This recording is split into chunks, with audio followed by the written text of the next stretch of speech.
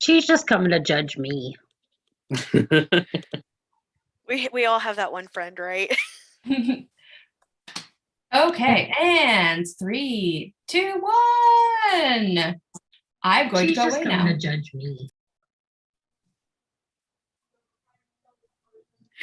All right, are we live? We're live.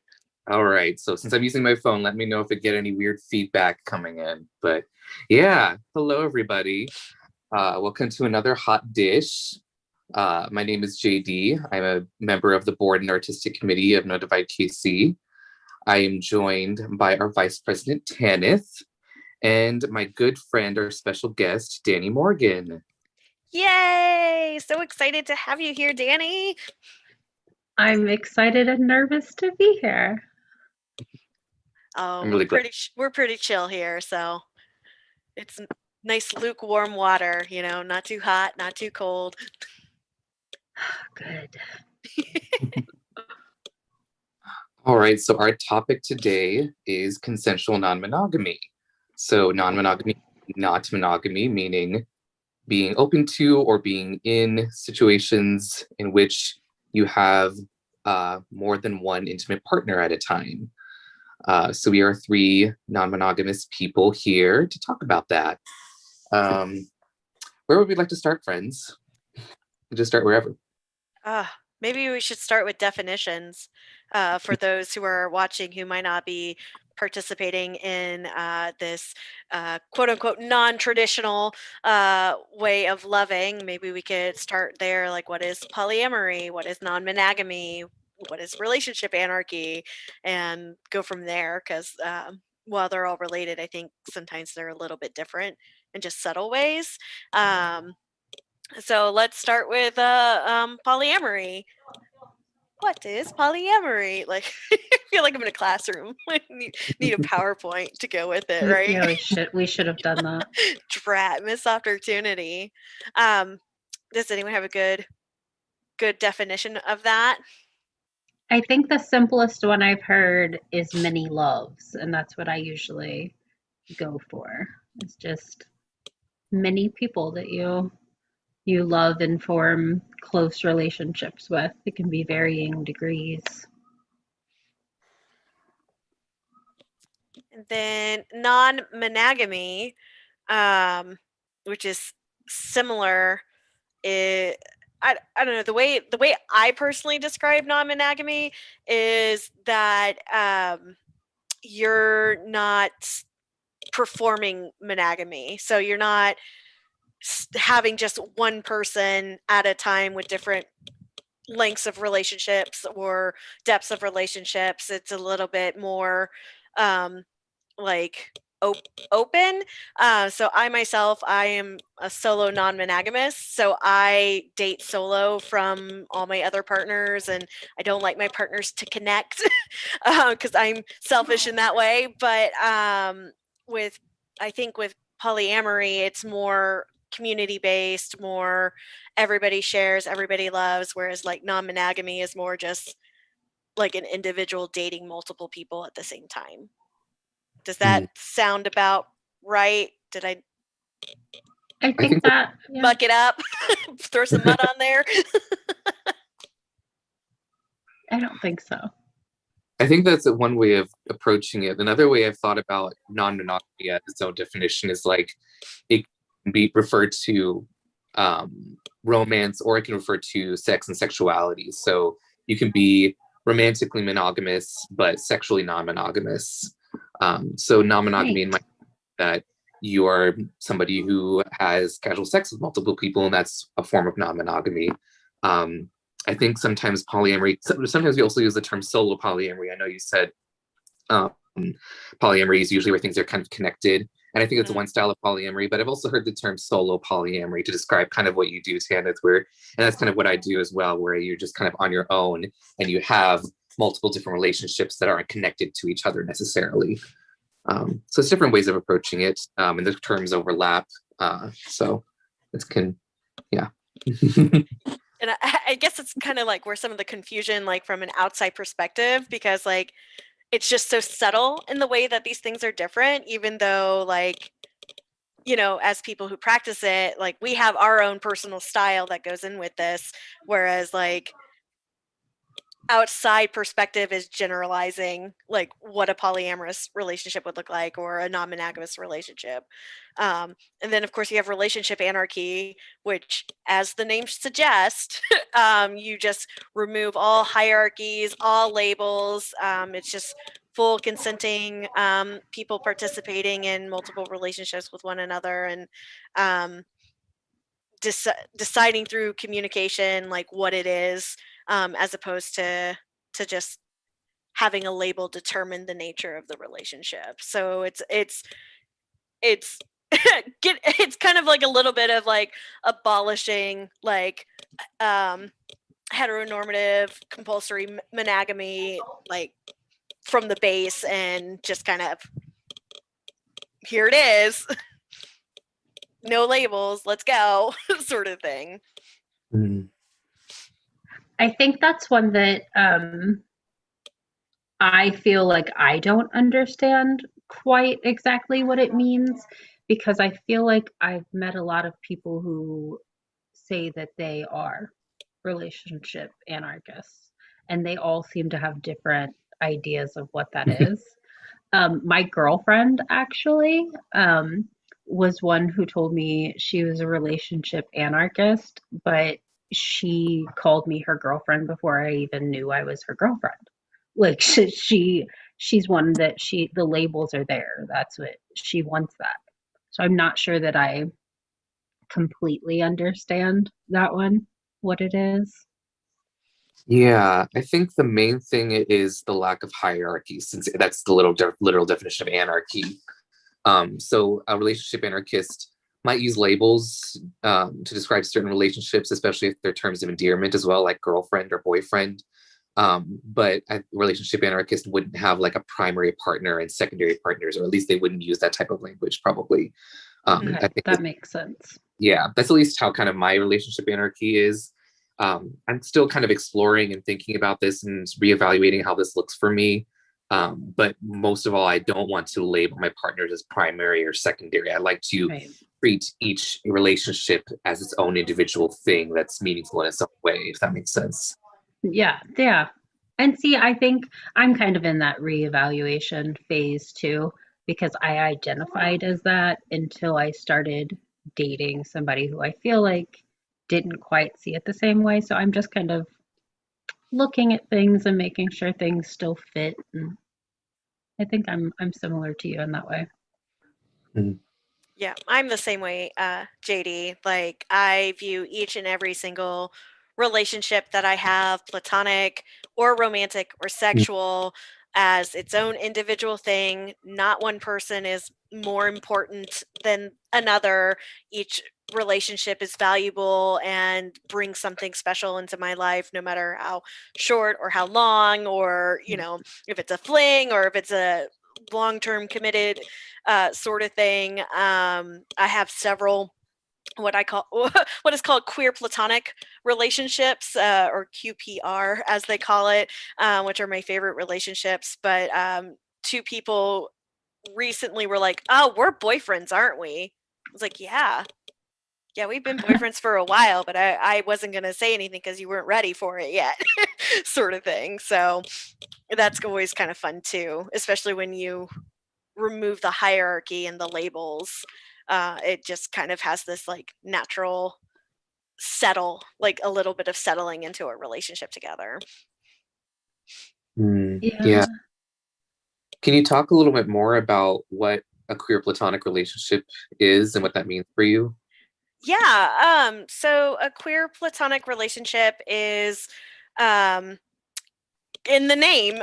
So it is a platonic, like not necessarily sexual or romantic, but a friendship, a passionate friendship between different queer people, and it there's something really special about it. The really first one I ever experienced was with my best friend Kevin, and people think we're married, even though we're not romantically involved, we're not sexually involved. Like, he's just my best friend and soulmate, and there's just something so powerful in that queer platonic relationship between us, him as a gay man and me as a non-binary bisexual person. Like we just had this incredible connection together that is not romantic, not sexual. It's just this beautiful friendship that I would do anything for that man, sort of thing. And I think they're just as powerful and as valid as like any other sort of relationship. So I actually had, I don't know, I want to say like 2 days ago, if she's watching, oops, but I had thoughts about my best friend and a whole like, I wonder if that's what we're doing right now, like if that's what we're doing, because we've even got it down to like weekly dates where we just like, I'm making her food I and the whole time you're explaining it, I'm thinking about her and my heart's all pitter tingly. patter. Yeah, Aw. I lovingly tell like my close friends, I'm like, we're dating now. Like you'll catch up, but we are dating and we are in this beautiful platonic relationship together.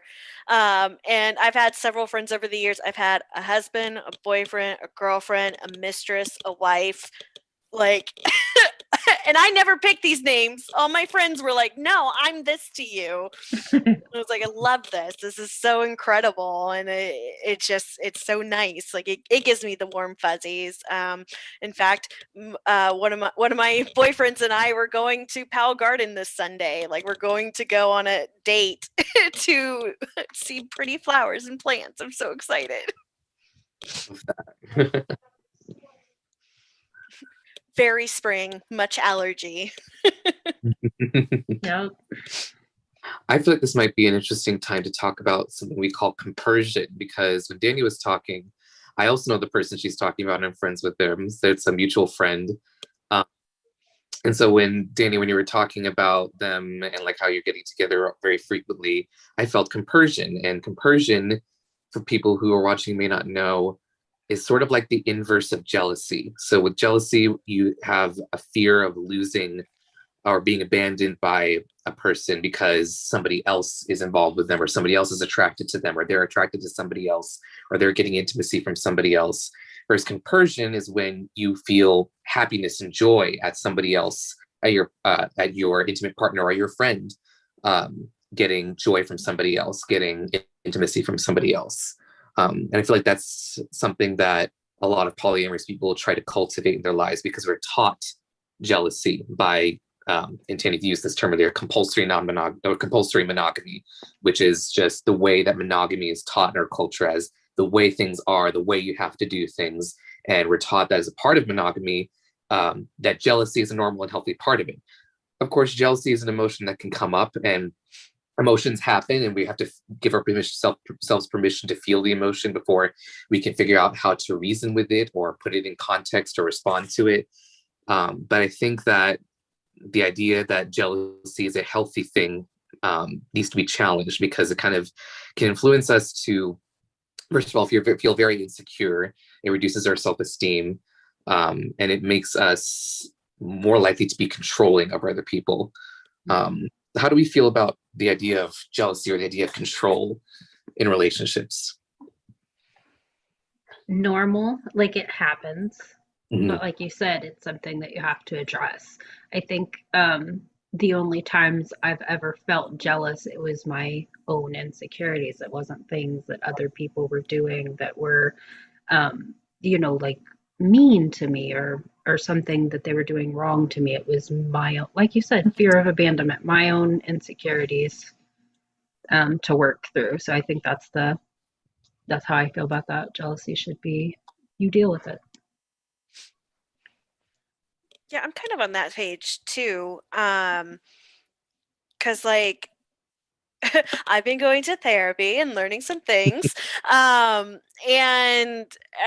you see this constantly, like in articles and self-help books and whatnot, is that like everything you experience is your own reaction to the thing happening. Like it's not it's not really the other person that's the problem. It's like how you're reacting or how they're reacting to you, sort of thing. And like it really boils down to communication, not only with other people but with yourself. You know, why am I feeling this way? What's brought up this fear of abandonment or fear of not good enough, or, you know, insert negative emotion here. Where is this coming from? Why am I feeling it?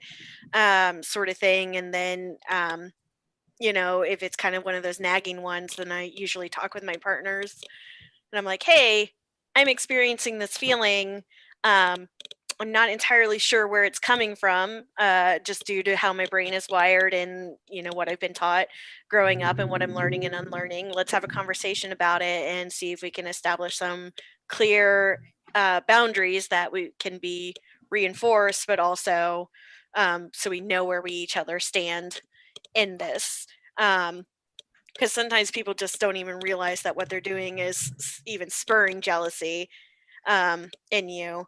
But I love seeing my partners happy. I love seeing my partners happy, and when they're happy, ooh, I'm so filled with joy, and it Yep. supersedes any jealousy that I feel. I'm a compersion whore too. Like it's the 100%. I'm like, this is my drug. Let's go. yes, I love it. What about you, JD?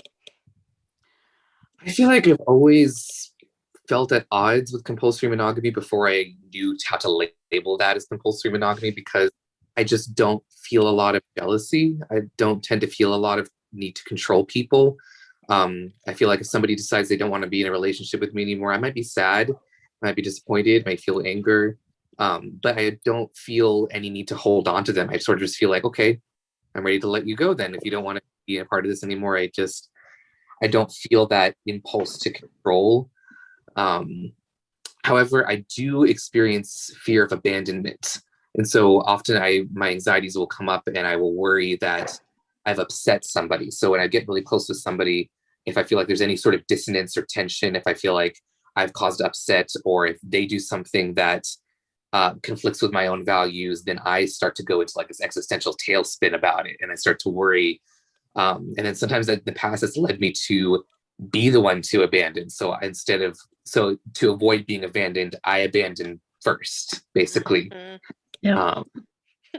So Mood. Yeah. Been there. Yeah. Relatable content, JD. Yeah. Yep. That's Tag me next time. Why is this so loud? Yeah, well, and it kind of leads into also like when you're trying to find these types of relationships with other polyamorous, non-monogamous people, like sometimes you forget to find things in common that are not polyamory, right? So I you're would say yeah. so focused on finding somebody who loves in the same way that you do that you end up forgetting that, like, oh, I want someone who likes reading this topic of books and these video games and this type of art and this kind of music, and who enjoys going on walks with dogs and things like that. Like, I know it's happened to me. This is definitely when I first started getting into non-monogamy a few years ago. I just always went for the people who were also like that, not necessarily someone that I actually genuinely vibed with. So I feel like it's almost Woo. like an expectation that we're available for each other. It's just kind of like, I don't know, like we see it and we're like, it fits. And I feel like that's been a common thing with making friends in the community, that a lot of them just sort of assume that like this is where that's going. I think Yeah. that's the point though. Like you said, they get caught up on and I know I've been guilty of it. I think I'm kind of on my tail end of doing that, but being caught up on that's how we love, and it's a available opportunity instead of doesn't make sense. Yeah, you bring up a good point there about like we assume that we're available, and I think that's what a lot of non-monogamous people assume too when they meet a polyamorous person or a non-monogamous person, is that means they're available. But that's not always the case. Sometimes you're not looking for a new relationship. You're happy with what you Right. have. Some people are in closed polyamorous networks. Sometimes that's called polyfidelity, polyfaithfulness, where you're just in a closed dynamic. And there may be multiple people in that dynamic, but you're not looking to open that up beyond anything that already is there. So I think it's important to know, here's another term to bring up, polysaturated. Yeah. Where you have so many relationships that you're saturated with love and intimacy and you don't need anymore because, time is a limited resource. Love is not a limited resource, but time is, and energy is. Humans are limited. So it's important to know, like, set up boundaries and know, what your limits are. Mm-hmm. Yeah, and it's almost like you have to like beware of crossing the line of commodification, right? So, like, if you yourself are poly, but you're not available for more relationships, but like somebody might think you are because of just fetishization or just lack of knowledge or just no understanding, and then next thing you know, you're a commodity, and you didn't mean to be, but next thing you're a commodity, but you don't have the time to give to it, and you're just like, oh, everything does go back to capitalism. Okay, great. Just, but of course it's not always like that. Like, there's a lot of joy in polyamory. There's so much joy, there's so much love of all kinds, platonic, romantic, sexual, friendship, friends with benefits, or romance with no sex. Like, there's just so many different ways to love and give to people and give to yourself. It's my favorite part. It's almost like going to a buffet, all you can eat buffet, and you get to pick out your favorite foods and desserts and have a great meal with friends and loved ones. I've heard that called the relationship anarchy smorgasbord. That's the way I've described sometimes. I call it a cheese board because like I don't eat meat, but like yeah, like give me a fancy cheese and fruit board, like yes please, and like everything on there is so good and so different from one another, and you can just have different pairings, and it's just a fun way to describe. And I love food, so there's that too. Same. Oh, food is a good way to bring people together too, but that's a topic for another time. Maybe next thing we could talk about is what are some, problems that you may see, like in the non-monogamous community or the polyamorous community, or the way we treat each other, or the way our relationships work. Problems. I guess the most notable one would be the unicorn hunters. There's the couples that come in, and maybe they don't all intentionally, come in with the intent to be hunting and not doing it right, but the ones that come in and think that they're poly when what they're doing is preying on queer femmes usually. So many unicorn hunters, all up in my dating apps, and they're usually looking for a bi female, quote bi female, and I'm like, well, that's dehumanizing. First, anyone who calls a woman a female, I question. But most of the time, it's either someone trying to appeal the male straight partner, or they're using the third as a form of therapy. Mm-hmm. And so that can be really dangerous, especially like pulling in a non-monogamous person into that situation. And something that I've experienced is you go into this throuple situation where three people in a relationship, a throuple, and then one ends up falling in love with you and the other one does not. and it can get real nasty real fast, and you're just like, whoa, you invited me, like I gotta go, this is clearly not a good environment anymore. And it just like Yeah. acts ruffles or inflames a problem that already existed before you even got into the situation. Mhm. Yeah. I feel like I feel like what people miss about the problem with unicorn hunting is that, you know, people think that it's anti-triad, triad being a three-way relationship. That, you know, people will say, oh, we're just pursuing a triad. But what unicorn hunters fail to do is they fail to decouple.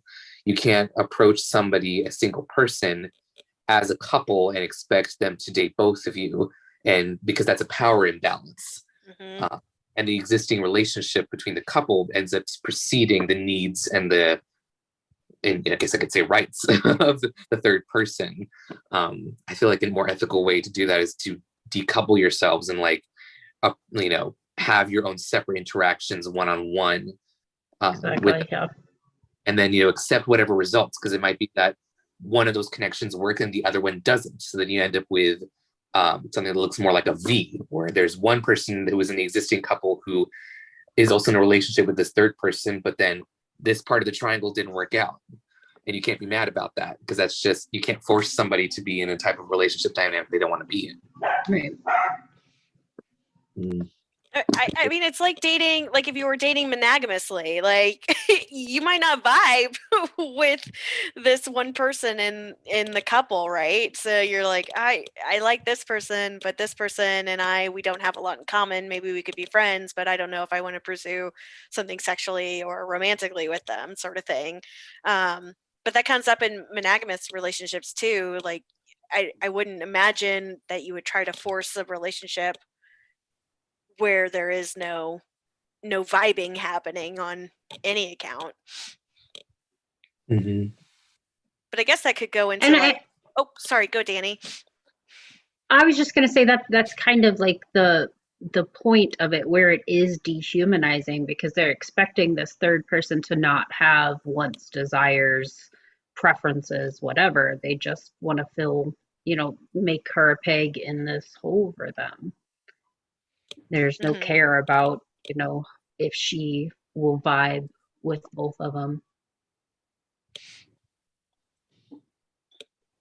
Yeah, and what I was going to say is it kind of presents this like scarcity model for relationships, that you'll just end up going into whatever is available because you don't know if there's anything else out there, sort of thing. Mm-hmm. So there's a lot of like overlap between like non-monogamous relationships and monogamous relationships in that way, where you're like, oh no, this is going to be the best that I can do, sort of thing. But it goes back to kind of what we were talking about at the beginning, where it's like you need to have more in common other than just you're both non-monogamous. Yeah, that makes sense. Your dog was barking and my cats are futzing. Sorry about that. It's a pet party now. That's when they talk about the petamors. That's one of my favorite parts, is my partner's pets. I can't have cats here, so I just go and love on my girlfriend's cat. That's my favorite. It's a good That's setup. That's the plus of poly. Yeah, most of my partners all have cats. I don't know how I managed that one, to get up all cat people. But I'm not complaining. It's not a complaint. What about you, JD? What's like one of your favorite parts of your relationships? Like I said earlier, I'm really reevaluating a lot, like what it is exactly I want out of relationships. In the past, I've been more just kind of like a solo sexual non-monogamist. I wanted to explore. I was 18 and, you know, we finally got out of the house, and I grew up like being raised kind of sheltered and conservative.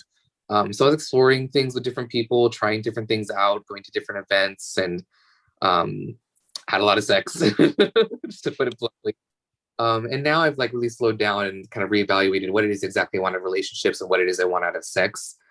And I found that, I'm just a tired person. My orientation is tired. So I get polysaturated very easily, and that's not something I was conscious of in the past. And so I felt like like you said before, commodifying people. I felt like I was someone who in some ways commodified people. I felt like I let myself be commodified. I just wasn't really in great situations, and I wasn't really conscious, and I wasn't really honoring my feelings. And I wasn't necessarily treating other people very well either. So even before the pandemic, but also especially during the pandemic, I've been able to kind of just step back, just spend time getting to know myself better, and reevaluate relationships. I'm in one relationship right now. It's not terribly close because we're both disabled and we both are tired. So we don't see each other very often. What we do is really nice though. We catch up. I would like to have a partner whom I spend more time with, and maybe who could become a nesting partner. And by that, I mean somebody who I might live with. So have like a domestic partnership. I use the term nesting partner rather than primary partner, because again, I don't think that makes that primary. I don't think that makes that more special than a relationship that I may not see him as much because we're both disabled and we both don't have a ton of time on our hands. So right now, I'd say the favorite thing about polyamory for me is just the freedom and the space to just think about what it is I actually want. It goes back to the relationship anarchy smorgasbord or the cheese board.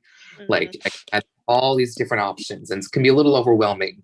And I'm still pretty young, and I'm still relatively inexperienced. And so I'm just trying to keep an open mind and see, try to piece together different ideas of what I might want, different visions of what I might want, and then to still keep an open mind for what may develop on its own, because something may happen that I don't expect, Right. and doesn't fit a preconceived notion of what I think I'm supposed to do. So yeah, I think just open-mindedness and freedom is what I really like about polyamory. Yeah, I don't think relationships can be predicted or planned in that like movie romance novel sort of way. I think quarantine has done a lot of like forced introspection, since we've had to spend a lot of time amongst ourselves and figuring out what we want. I've really, like for me, I've really understood that I'm aromantic. I don't feel romantic love. It's not something that I have ever experienced or understand, but I do enjoy romantic gestures like giving flowers and cards and making dinner for my dates and my partners and whatnot. But it completely reevaluated so much for myself, because I was performing romantic love even when I wasn't feeling it. But now I have this understanding of myself, and going into relationships moving forward, like, here's an expectation you can have from me. And here's where I'm at in terms of like what I want from this relationship as well.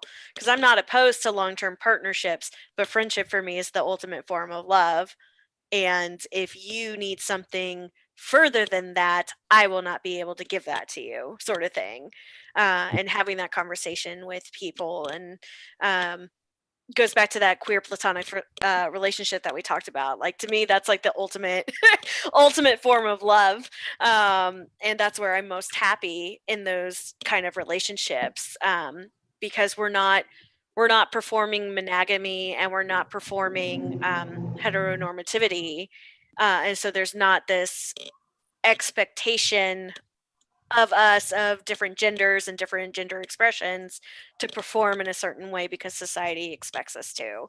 And I'm leaning hard into that right now, and I feel so good. Like, it makes me feel really good, and and because I feel good, I know my partners will feel good too.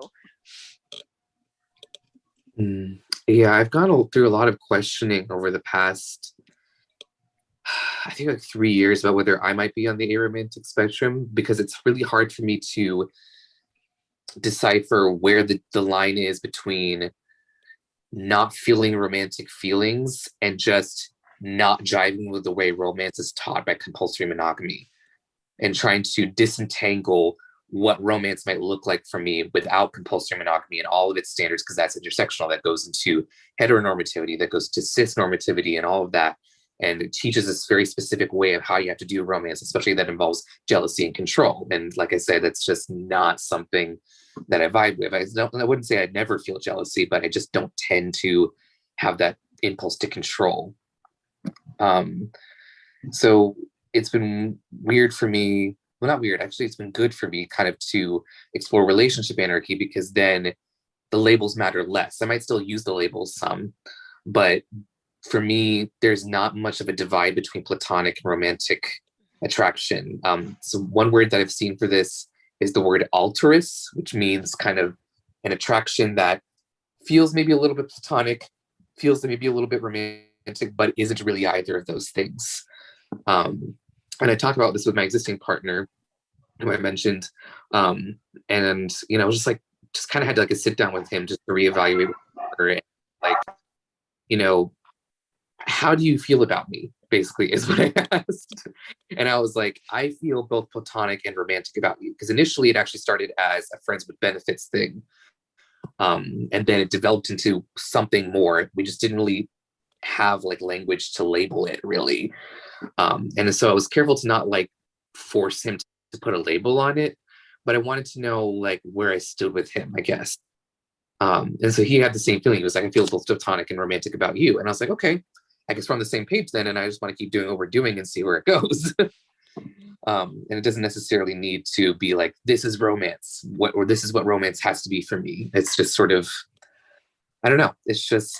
It's weird. It's just a bunch of fuzzy, weird stuff that all gets jumbled together. It's very nuanced, right? It's all so nuanced. Danny, I know your dog's chit-chatting over there. Any thoughts on all of this too? I think I'm kind of doing the same sort of introspection on myself. I was kind of thinking when JD was talking, he was making some points there that I hadn't really thought of. Where my introspection has been my identifying as Demi. I think over like the last year and a half, I've kind of went like, yes, it's definitely me, to like, I don't know, maybe. And then I'm back at like, yeah, I think so. But I don't know how that works with the romantic stuff, because there were points there where I'm like, I felt like that too. So maybe that's something I need to look into too, is the aromantic stuff. Because I'm the same way, like I like gestures, but I don't feel like I get, I don't know, like the feelings that, at least the way we're taught, you're supposed to have them.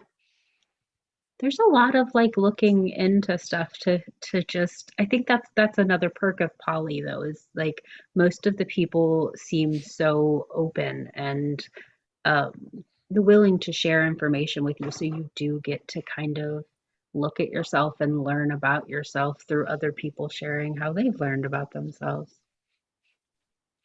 So that's what I'm thinking. I'm sorry, my brain is just, yeah. The wheels have started turning, and you're like, I'm going to have a conversation with myself after we're done. I was doing it while he was talking. Yeah. Oh, sorry. Oh, I don't even remember what I was going to say. Please go ahead. Okay.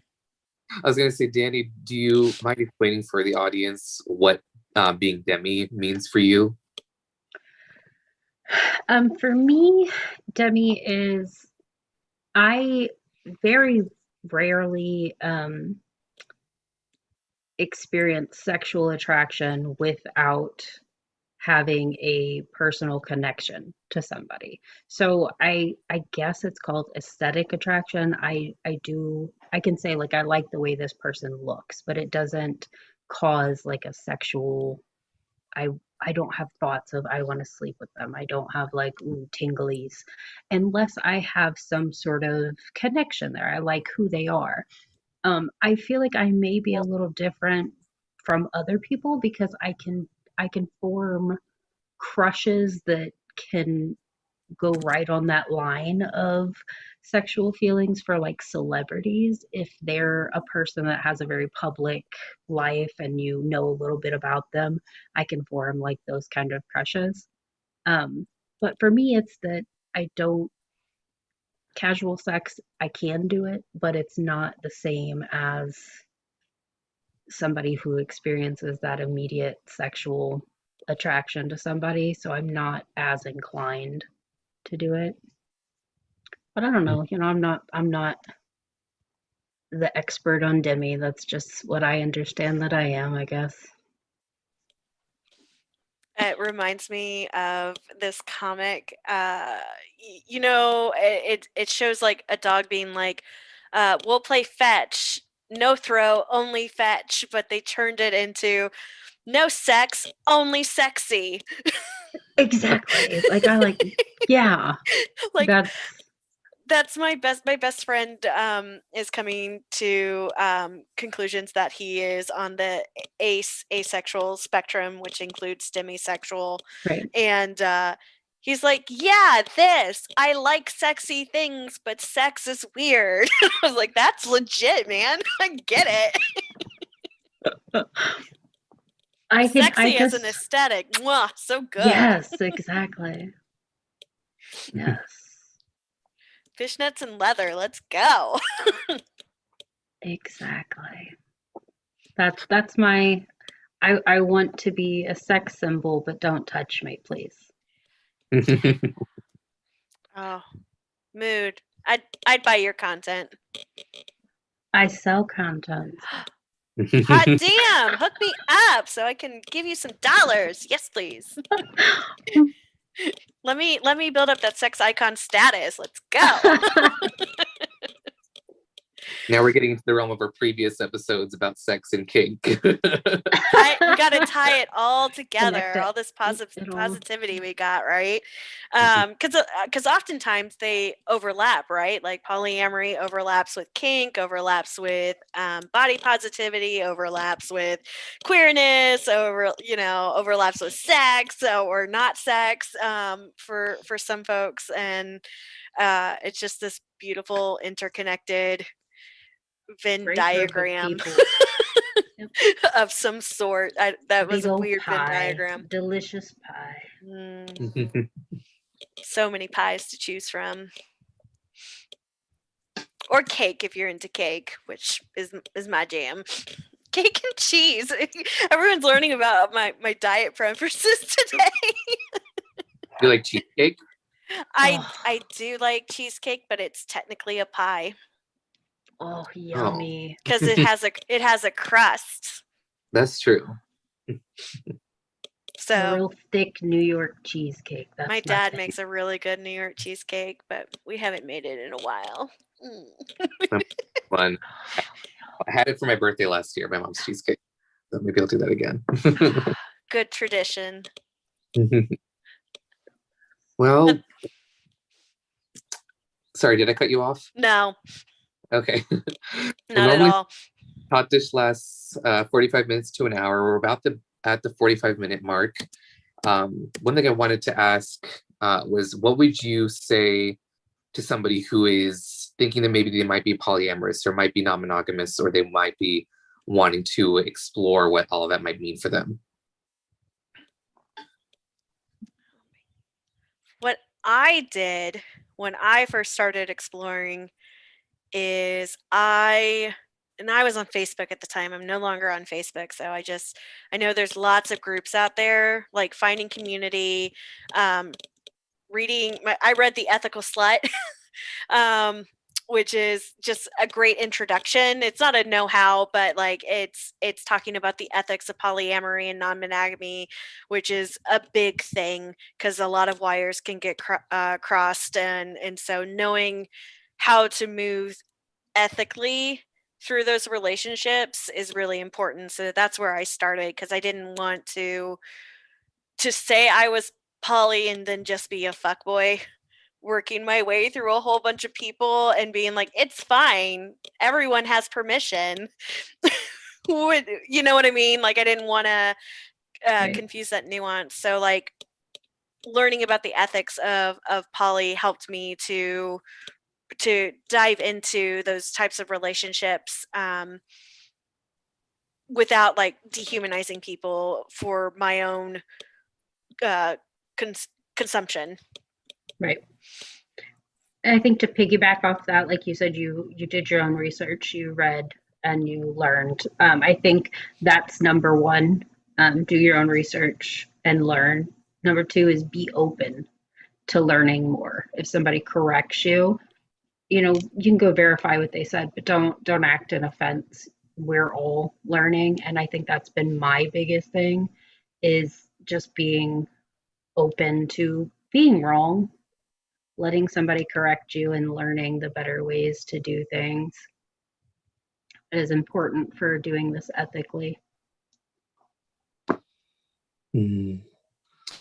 I think I would say, based on mistakes that I made at 18, be careful not to assume anything. You have to communicate and establish what's happening in a relationship and what the dynamic is and what that looks like for you and the person you're with. You shouldn't assume anything about it without communicating. And definitely don't be afraid to seek community. It can really, really, really help when you have other people who are more experienced who can kind of guide you and give you advice. Right. When you are facing red flags and you're not really sure what to do, and you need help sorting that out, which is a great way for me to segue into sharing that I mod a polyamory group locally here in Kansas City.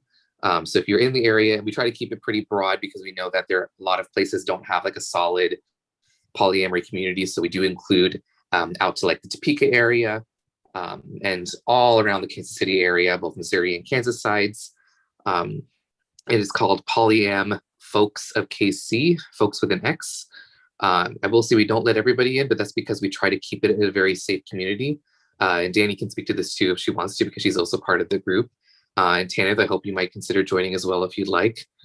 We do have like some membership questions you have to answer first. And basically, we just want to know that you are interested in pursuing ethical lifestyle choices in polyamory. So we have a question about unicorn hunting, which tends to weed out a lot of people. It's a good litmus test. But yeah, if you want to pursue ethical non-monogamy and you want to do it in community with other people, definitely check us out on Facebook. And what was the name of that group one more time? It is Polyam Folks of KC, Polyam, and then Folks, FOLX of KC. It's a beautiful group of people. When there's not COVID, sometimes we do meets. We'll have lunch or we'll have little parties, dinners, whatever. We have Zoom calls to get to know people, with the pandemic. Really great group of people. So for folks like me who have completely divested from Facebook, I know I found your group and I shared the link for people to easily access. How would like people like me be able to get in contact? Maybe I know like Facebook is still the place for those types of communities, but if not a part of that, the Facebook part. There's been a discussion of creating a Discord, but I'm old and I don't know how to do it. I'm 2 years younger than you, and I love Discord. Discord. If that's something we could figure out, we could probably connect with the admins and maybe make that a thing. Yeah, I'm in a lot of servers on Discord. It's good. It's good stuff. Yeah, I'll bring that to the rest of the mod and admin team, and we'll talk about that and see if we can get that going. And then we could also share like, the Zoom call links there as well, so that it's integrated and everyone can hang out. Because yeah, that's true. A lot of people don't use Facebook. I know that Facebook can be a rough place. So yeah, we'll look into that for sure. Awesome. So yeah, I shared your group with folks at least on YouTube in our chat, and so I'll share on our Facebook page as well, so everyone knows how to find you guys. Danny, thank you so much for spending your evening with us. It was an absolute joy having you here. Thank you for JD, always having a me. pleasure to see you. We do Hot Dish every last Thursday of the month at 7:30s, and next month we're going to be shifting gears from our positivity series, and we're going to be looking at addiction and what that is like, what living with that is like. And so keep your eyes on our socials at No Divide KC, both on Facebook and Instagram, to keep up with that. We also do artist spotlight, where we talk with local artists here in the Kansas City area, talk about what they're up to, get some like cute little tours of their studio space, their inspirations, things like that. And that's the third Thursday of the month. So a week before Hot Dish, we do that 7:30 p.m. as well. So I think that's our May stuff that's going on. JD, did I miss anything? Nope, I think you covered it. Awesome. And Danny, if you would share with us like your socials so we can have people follow you and bolster that follower count and get the algorithm going for you, we'd be more than happy to do so. And of course, if you have any questions about polyamory, give them to any one of us. We're happy to answer them. And I hope everyone has an amazing, beautiful night. You're wonderful. Bye.